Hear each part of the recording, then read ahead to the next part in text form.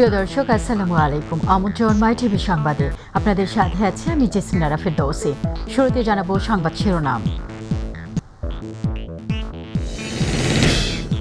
সাংবাদিক ও পর্যবেক্ষকদের নির্বাচনী কাজে বাধা দিলে কারাদণ্ড, মন্ত্রিপরিষদ বৈঠকে আরপিওর সংশোধন, ব্যাংকে থাকবে না এক পরিবারের ৩ জনের বেশি পরিচালক। বিএনপিকে সংলাপের জন্য চিঠি দেয়নি নির্বাচন কমিশন, জানালেন সিএসি। আহ্বান জানানো হয়েছে অনানুষ্ঠানিক আলোচনার জন্য। বিএনপি প্রতিষ্ঠার লগ্ন থেকে দেশের চেতনা বিরোধী রাজনীতি করে বললেন ওবায়দুল কাদের। আন্দোলনে ব্যর্থ হয়ে প্রলাপ বকছে নেতারা। নওগাঁয় সুলতানা জেসমিনের মৃত্যুর ঘটনা তদন্তে উচ্চ পর্যায়ের তদন্ত কমিটি গঠনের জন্য হাইকোর্টের রিট। অস্বাভাবিক উচ্চ রক্তচাপ জনিত কারণে মৃত্যু জানিয়েছে র্যাব। শুনছিলেন সংবাদ শিরোনাম, এবার চলে যাব পুরো সংবাদে। নির্বাচনের সময় গণমাধ্যম কর্মীদের কাজে বাধা দিলে 2 থেকে 7 বছর কারাদণ্ডের বিধান রেখে গণপ্রতিনিধিত্ব সংশোধন আইনের নীতিগত অনুমোদন দিয়েছে মন্ত্রিসভা। প্রধানমন্ত্রীর কার্যালয়ে অনুষ্ঠিত মন্ত্রিসভার বৈঠকে এই অনুমোদন দেওয়া হয়। এতে সভাপতিত্ব করেন প্রধানমন্ত্রী শেখ হাসিনা। বৈঠকে ব্যাংক কোম্পানি আইন সংশোধনের খসড়া চূড়ান্ত অনুমোদন দেয় মন্ত্রিসভা। নতুন এই আইন অনুযায়ী এক পরিবারের 3 জনের বেশি পরিচালক থাকতে পারবে না। বিস্তারিত রাকিব হাসানের রিপোর্টে।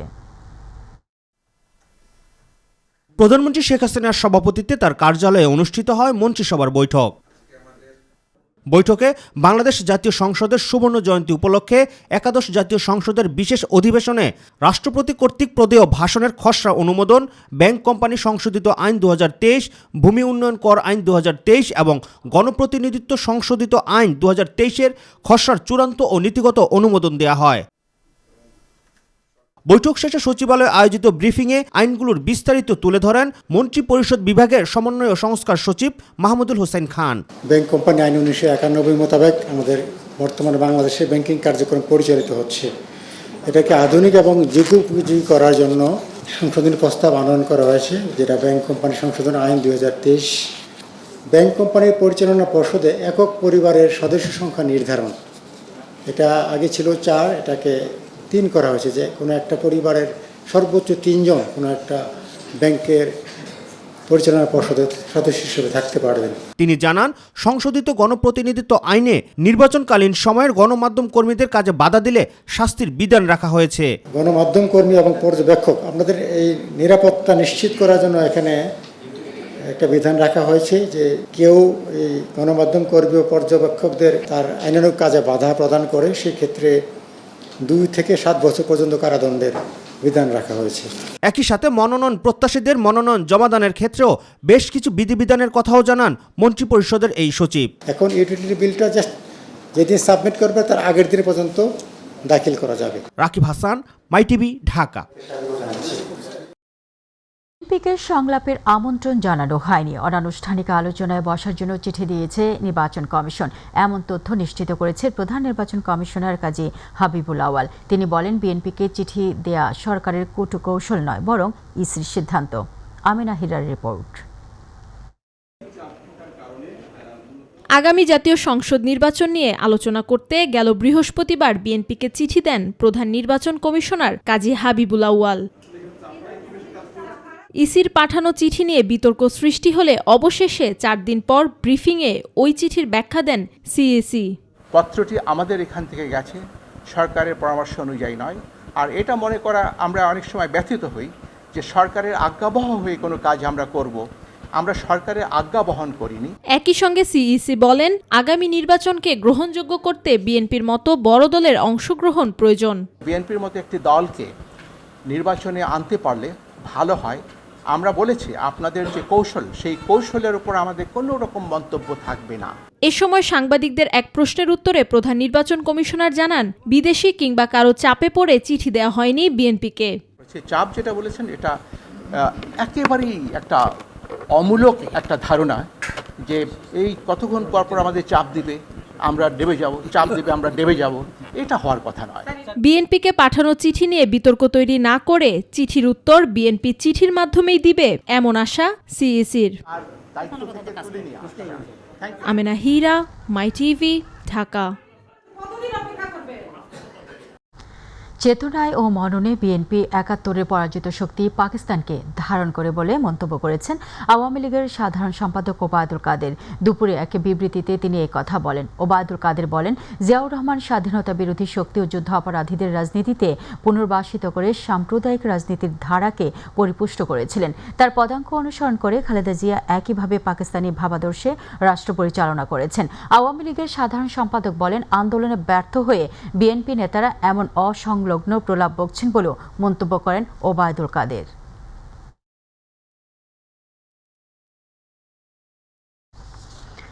বিএনপি এখন স্বাধীনতা বিরোধী রাজাকারদের দোসর হিসেবে কাজ করছে বলে মন্তব্য করেছেন আওয়ামী লীগের যুগ্ম সাধারণ সম্পাদক মাহবুবুল আলম হানিফ। ঢাকা বিশ্ববিদ্যালয়ের টিএসসি মিলনায়তনে এক অনুষ্ঠানে কথা বলেন তিনি। এই সরকার হটানোর ক্ষমতা বিএনপি, জামাত এমনকি তাদের দোসরদের নেই বলেও জানান মাহবুবুল আলম হানিফ।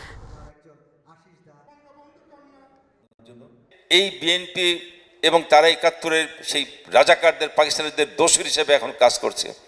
এরা স্বাধীনতা সার্বভৌমত্বের বিরুদ্ধে, এরা মুক্তিযুদ্ধের চেতনার বিরুদ্ধে, এরা দেশের উন্নয়ন অগ্রগতির বিরুদ্ধে।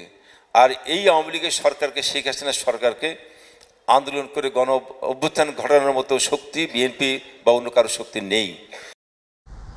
নওগাঁ শহর থেকে আটকের পর র্যাব হেফাজতে ভূমি অফিস সহকারী সুলতানা জেসমিনের মৃত্যুর ময়নাতদন্ত ও সুরতহাল রিপোর্ট অ্যাটর্নি জেনারেলের কার্যালয়ে জমা দেওয়া হয়েছে। এরই মধ্যে ঘটনাটি আদালতের নজরে আনা আইনজীবী এই ঘটনা তদন্তের জন্য একজন অবসরপ্রাপ্ত বিচারকের নেতৃত্বে উচ্চ পর্যায়ের কমিটি গঠনের নির্দেশনা চেয়ে হাইকোর্টে রিট আবেদন করেন। বিচারপতি ফারাহ মাহবুব ও বিচারপতি আহমেদ সোহেলের হাইকোর্ট বেঞ্চে রিট আবেদনটি আমলে নিয়ে শুনানির জন্য ৫ এপ্রিল দিন ধার্য করেন। এদিকে রাজধানীর কারওয়ান বাজারে র্যাবের মিডিয়া সেন্টারে আয়োজিত সংবাদ সম্মেলনে র্যাবের লিগ্যাল অ্যান্ড মিডিয়া উইংয়ের পরিচালক খন্দকার আল মঈন জানান, অস্বাভাবিক ও উচ্চ রক্তচাপজনিত কারণে আটক সুলতানা জেসমিন হাসপাতালে চিকিৎসাধীন অবস্থায় মৃত্যু হয়েছে। তাকে নির্যাতন করা হয়নি বলে দাবি করেন তিনি।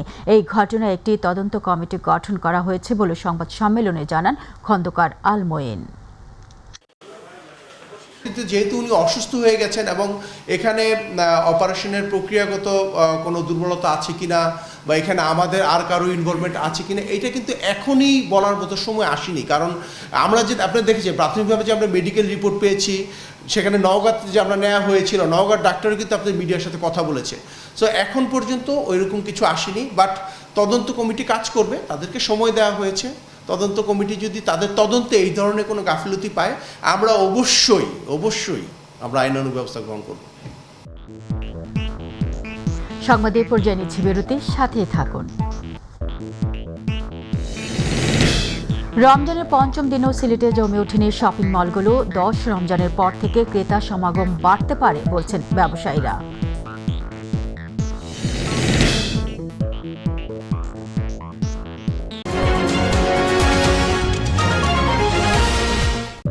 স্বাগত আরও একবার, আপনারা দেখছেন মাই টিভি সংবাদ।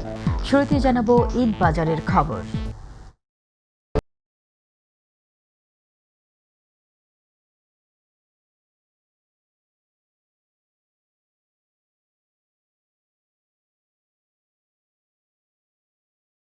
রমজানের পঞ্চম দিনে সিলেটে এখনও জমে ওঠেনি শপিং মলগুলো। বিক্রেতারা বলছেন 10 রমজানের পর থেকে ক্রেতা সমাগম কিছুটা বাড়তে পারে। অন্যদিকে ক্রেতারা বলছেন দ্রব্যমূল্যের ঊর্ধ্বগতির কারণে আয় ব্যয়ের সামঞ্জস্য রেখে ঈদ কেনাকাটার হিসেব করছেন তারা। প্রতিনিধি মৃণাল কান্তি দাসের তথ্য, ভিডিওচিত্রে SM খুরশেদ আলমের রিপোর্ট। প্রতি বছর রমজানের প্রথম থেকেই ক্রেতারা নতুন কাপড় কেনার জন্য শপিং মলগুলোতে ভিড় করলেও এবারের চিত্র ভিন্ন। রোজার পঞ্চম দিনেও কাঙ্ক্ষিত ক্রেতা সমাগম নেই মার্কেটগুলোতে। সিলেটের প্রাণকেন্দ্র মধুবন, হাসান সহ বিভিন্ন মার্কেট ঘুরে দেখা যায় বেশিরভাগ দোকান খালি। অলস সময় পার করছেন ব্যবসায়ীরা। বর্তমানে কাস্টমার নাই, একেবারে মার্কেট এখনো পুরোপুরি জমে নাই। বিসর্জন না গেলে বুঝাচ্ছেন আমরা ব্যবসা। করোনার কারণে গত 2 ঈদ উল ফিতরে কেনাকাটা জমে ওঠেনি, ফলে আর্থিক ক্ষতির সম্মুখীন হন ব্যবসায়ীরা। এবার সেই ক্ষতি কিছুটা পুষিয়ে নেয়ার প্রত্যাশায় তাদের। সিলেটে লাস্টে 10 দিন হিউজ ব্যবসা হয়, এই বছর আমরা আরো পোষাই আশা করতেছি ব্যবসাটা আলহামদুলিল্লাহ ভালো হবে। এবার সবকিছুর দাম বেশি, তাই নতুন করে আয় ব্যয়ের হিসাব মেলাচ্ছেন ক্রেতারা। দেখতেছি কাপড় কিরকম, এখনো কেনাকাটা হয়নি, দেখি আমার বাজারের ভিতরে যদি হয়ে যায় তা কিছু কেনাকাটা করবো। আর একটু রেট বেশি, অন্য মার্কেটে দেখতে পারি। 10 রমজানের পর থেকে ঈদের কেনাকাটা জমবে বলে আশা প্রকাশ করছেন ব্যবসায়ীরা। SM খুরশিদ আলম, মাই টিভি নিউজ ডেস্ক। মেঘনা, গজারিয়া, কালাবদর, ইলিশা, তেঁতুলিয়া, মাছকাটার মতো প্রমত্তা নদী দিয়ে ঘেরা জনপদ বরিশালের মেহেন্দিগঞ্জ উপজেলা। যোগাযোগে নৌপথই প্রধান মাধ্যম হলেও নদীগুলোতে চর জেগে ওঠায় বিপর্যস্ত হয়ে পড়েছে যোগাযোগ ব্যবস্থা। বাধাগ্রস্ত হচ্ছে ব্যবসা বাণিজ্য। অন্যদিকে প্রভাবশালী চক্রের অবৈধ ড্রেজিংয়ের ফলে বিলীন হচ্ছে লোকালয়, জমিসহ বিভিন্ন স্থাপনা। প্রতিনিধি এহসান রেজা জিতু এবং মুস্তাফিজুর রহমান শিবলুর তথ্য এবং শামীম খানের ছবিতে মাহবুব সৈকতের রিপোর্ট। এ দৃশ্য বরিশাল জেলার দ্বীপ উপজেলা মেহেন্দিগঞ্জের। প্রমত্তা নদীগুলোর বুকে এখন ধুধু বালুচর। স্বাভাবিকভাবেই বিপর্যস্ত হয়ে পড়েছে এই দ্বীপ উপজেলার মানুষের যোগাযোগের প্রধান মাধ্যম নৌপথ। লস ফেরাই সময় সরে আটকায়া যায়, ট্রলার আমাদের মাঝখানে বাইজে পড়ে, আমরা যাতায়াত করতে পারছি না, কারণ আমাদের লঞ্চ আটকে যায় চরের কারণে। তো আমাদের জাহাজ চালাইতে খুবই কষ্ট হয়, নদী ভরাট হয়ে গেছে। উপজেলা সদর এবং ঐতিহ্যবাহী পাতারহাট বন্দরের প্রবেশের একমাত্র সংযোগ খালের মুখে দীর্ঘদিন থেকেই নাব্যতা সংকট। নৌযান চলাচলও তাই প্রায় বন্ধ। ধস নেমেছে ব্যবসা বাণিজ্যে। আমাদের রাস্তার মাথা ড্রেজিং করলে আমরা বাজারের ভিতরে ট্রলারগুলো ঢুকবো, এখন ঢোকে না, আমাদের মাল আনতে অনেক খরচ। ড্রেজিং করে দিত সুবিধা, আমার ব্যবসার জন্য অনেক উপকৃত হইতো। নদীর বুকে মাঝে মাঝেই দেখা যায় সংশ্লিষ্ট কর্তৃপক্ষের ড্রেজারের অস্তিত্ব, তবে নামমাত্র ড্রেজিংয়ে মিলছে না সুফল। সরকার দক্কার খেয়ে ফরিয়া যায়, মানুষ একজনের তিনজন উল্লিয়ে পড়ি। সেই ড্রেজিং ব্যবস্থাটা আমার যা মনে হয় পরিকল্পিত হচ্ছে না। অন্যদিকে এ অবস্থার সুযোগ নিচ্ছে একাধিক অসাধু সিন্ডিকেট। অনানুমোদিত ড্রেজার দিয়ে যথেচ্ছা কেটে নিচ্ছে বালু। এটা তো আমরা বলতে পারবো না, কারণ আমরা তো কর্মচারী, আমরা তো আর বলতে পারবো না। আমাদের এটা পারমিশন টিউনও সব দিছে, কথা বলছিলাম উলাইনিয়া কোস্টগার্ড, সে আবার পারমিশন দিছে, তারপর আমরা চালাইতেছি। ফলে আসছে বর্ষা মৌসুমে ভয়াবহ ভাঙন কবলিত হওয়ার শঙ্কায় ভুগছেন বাসিন্দারা। রাত্রও কাটে দিনও কাটে। তুলিয়া সিজনে কিছু প্রস্তাব আছে ভালোই, তো মনে হয় যে ঠিক, তো বর্ষা সিজনে তো আর টিকে না, বর্ষা সিজনে একদিকে ভালো আরেকদিকে লয়ে দেখা। প্রশাসনের বিভিন্ন দপ্তরে ধর্ণা দিচ্ছেন ভুক্তভোগীরা, কিন্তু মিলছে না কোনোই সুফল। টিউনি সাহেবের দায়িত্ব এটা, টিউনি সাহেবের কাছে গেছি, এখন টিউনি সাহেব কি করবে না করে এটা তার ব্যাপার। দেখতে আছে, খালি দেখতে আছে। অবৈধ ড্রেজারের বিরুদ্ধে উপজেলা প্রশাসনের সাঁড়াশি অভিযানও হয় কদাচিৎ। প্রথম থেকেই এখানে জিরো টলারেন্স ভূমিকায় আমি আছি এবং আপনারা জানেন যে ইতিমধ্যে অনেকগুলো মোবাইল কোর্ট করেছি এবং এটি চলমান রয়েছে। তবে দিন পার হলেই আবার ফিরে যায় আগের চিত্রে, বরং উল্টো অপরাধীদের গতি বৃদ্ধি পায় বহুগুণ। কলেজ মাদ্রাসা যেটুকুই আছে এটুকু চলে যাবে। মাহবুব সৈকত, মাই টিভি, মেহেন্দিগঞ্জ। গাজীপুরে ভারতীয় জাল রুপি ও বাংলাদেশি জাল টাকা জব্দসহ ক্রয় বিক্রয় চক্রের 4 জনকে গ্রেফতার করেছে গাজীপুর মহানগর গোয়েন্দা পুলিশ। সকালে জেএমপি গোয়েন্দা কার্যালয়ে সংবাদ সম্মেলনের ডিসি, ডিবি ও মিডিয়া মোহাম্মদ ইব্রাহিম খান জানান, গোপন সংবাদের ভিত্তিতে মাজহারুল ও সবুজ নামের 2 জনকে গ্রেফতার করে পুলিশ। তাদের কাছ থেকে ভারতীয় 3,44,000 জাল রুপি এবং বাংলাদেশি 6,92,000 জাল টাকা উদ্ধার করা হয় এবং তাদের দেয়া তথ্য মতে আরও 2 জনকে গ্রেফতার করে পুলিশ। এই ধরনের একটি কাউন্টারফিট চক্রকে আমরা গ্রেফতার করতে সক্ষম হয়েছি। সর্বমোট 3,44,000 টাকার ভারতীয় জাল রুপি এবং 6,92,000 জাল নোট উদ্ধার করি। এবার আমাদের কৃষি।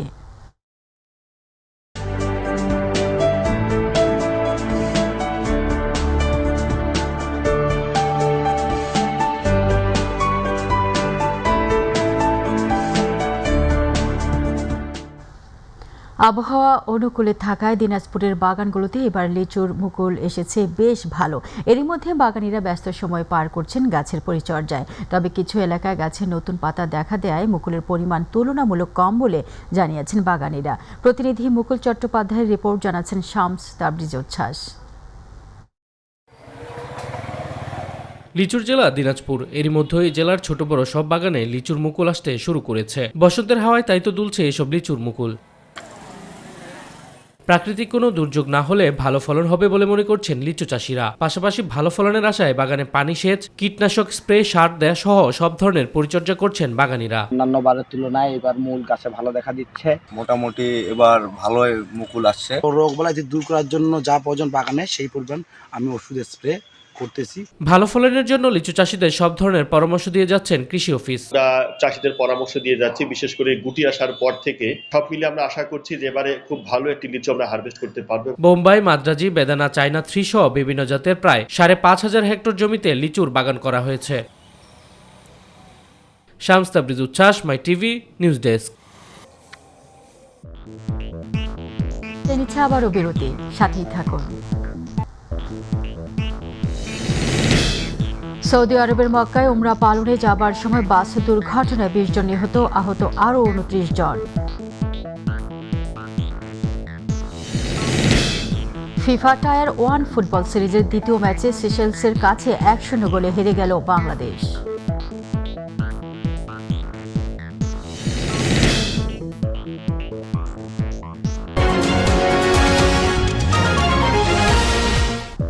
আবারও স্বাগত, আপনারা দেখছেন মাই টিভি সংবাদ। দীর্ঘদিন ধরে জনবল সংকট রয়েছে চাঁপাইনবাবগঞ্জের আঞ্চলিক পাসপোর্ট অফিসে।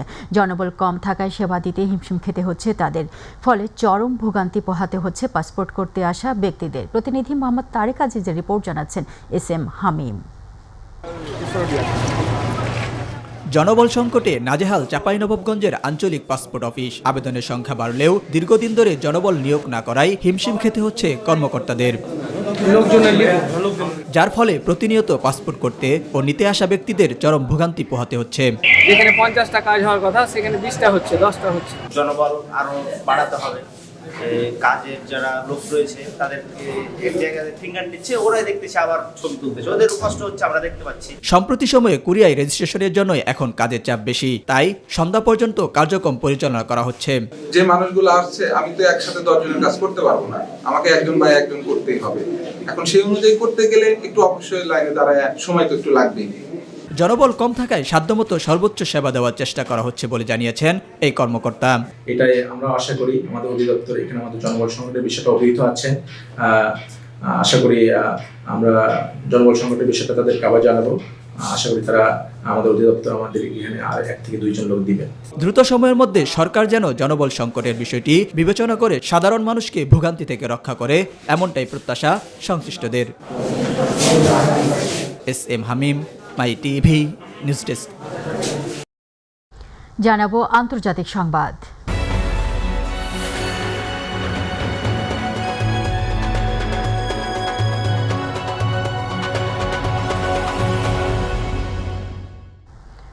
রুশ আগ্রাসন মোকাবিলার প্রতিশ্রুতি অনুযায়ী ইউক্রেনকে 18টি অত্যাধুনিক লেপার্ড 2 ট্যাঙ্ক দিয়েছে জার্মানি। বিষয়টি নিশ্চিত করে সোমবার এক বিবৃতি দিয়েছে জার্মানির প্রতিরক্ষা মন্ত্রণালয়। এতে জানানো হয় ইউক্রেনকে 18টি লেপার্ড 2 ট্যাঙ্ক দিয়েছে জার্মানি। একই সঙ্গে 2টি ট্যাঙ্ক মেরামতের সরঞ্জাম ও 40টি সামরিক যান দেওয়া হয়েছে যুদ্ধবিধ্বস্ত দেশটিকে। ইউক্রেনের প্রেসিডেন্ট ভলোদিমির জেলেনস্কি দীর্ঘদিন ধরে যুক্তরাষ্ট্র, জার্মানি সহ পশ্চিমা মিত্রদের কাছে ট্যাঙ্ক ও ভারী অস্ত্র চেয়ে আসছিলেন। এর পরিপ্রেক্ষিতে মাস 2 আগে জার্মানি প্রথমবারের মতো ইউক্রেনকে অত্যাধুনিক ট্যাঙ্ক সরবরাহের ঘোষণা দিয়েছিল। সৌদি আরবের মক্কায় উমরা পালনের জন্য যাওয়ার সময় দক্ষিণাঞ্চলীয় আসির প্রদেশে বাস দুর্ঘটনায় 20 জন নিহত হয়েছেন, আহত হয়েছেন আরও 29 জন। সোমবার সৌদির দক্ষিণাঞ্চলীয় আসির প্রদেশের আকাবা শহরে এই ঘটনা ঘটে। স্থানীয় গণমাধ্যম জানায় যাত্রীবাহী বাসটি একটি সেতুতে বিধ্বস্ত হয়ে উল্টে আগুন ধরে যায়। আসির প্রদেশ এবং আভা শহরের সঙ্গে সংযোগকারী সড়কে এই দুর্ঘটনা ঘটে। নিহতরা উমরা পালন করতে মক্কা যাচ্ছিলেন। আহতদের উদ্ধার করে স্থানীয় হাসপাতালে নেওয়া হয়েছে। সংবাদের শেষ প্রান্তে আমরা যাবার আগে সংবাদ শিরোনামগুলো জানিয়ে দিচ্ছি আরও একবার। সাংবাদিক ও পর্যবেক্ষকদের নির্বাচনী কাজে বাধা দিলে কারাদণ্ড। মন্ত্রিপরিষদ বৈঠকে RPOর সংশোধন। ব্যাংকে থাকবে না এক পরিবারের 3 জনের বেশি পরিচালক। বিএনপিকে সংলাপের জন্য চিঠি দেয়নি নির্বাচন কমিশন, জানালেন CEC। আহ্বান জানানো হয়েছে অনানুষ্ঠানিক আলোচনার জন্য। বিএনপি প্রতিষ্ঠার লগ্ন থেকেই দেশের চেতনা বিরোধী রাজনীতি করে বলেন ওবায়দুল কাদের। আন্দোলনে ব্যর্থ হয়ে প্রলাপ বকছে নেতারা। নওগাঁয় সুলতানা জেসমিনের মৃত্যুর ঘটনা তদন্তে উচ্চ পর্যায়ের তদন্ত কমিটি গঠনের জন্য হাইকোর্টে রিট। অস্বাভাবিক উচ্চ রক্তচাপজনিত কারণে মৃত্যু জানিয়েছে র্যাব। দর্শক, এই ছিল এখনকার আয়োজনে। ধন্যবাদ সাথে থাকার জন্য। এছাড়াও ইউটিউবে মাই টিভি সংবাদ পেতে ভিজিট করুন youtube/mytvbdnews এবং আমাদের সকল অনুষ্ঠান দেখতে ভিজিট করুন youtube/mytvbangla, facebook/mytvbangla। আমাদের পরবর্তী সংবাদ দেখার আমন্ত্রণ জানিয়ে বিদায় নিচ্ছি। আল্লাহ হাফিজ।